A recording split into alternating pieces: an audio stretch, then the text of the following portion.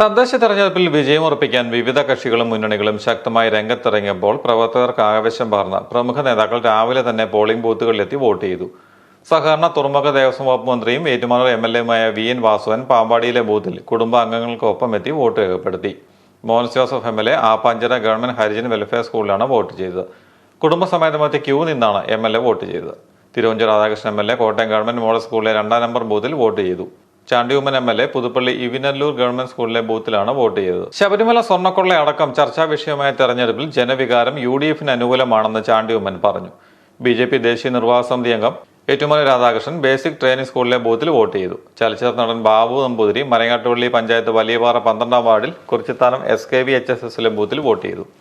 മുതിർന്ന CPM നേതാവ് വൈക്കം വിശ്വൻ ഐമനം പഞ്ചായത്തിലെ കുടയമ്പടി SNDP ഹാളിലെ ബൂത്തിൽ വോട്ട് രേഖപ്പെടുത്തി. സിനിമാ താരം രമേശ് പിഷാരടി കാരിക്കോട് ശ്രീ സരസ്വതി വിദ്യാമന്ദിർ സ്കൂളിൽ വോട്ട് ചെയ്തു.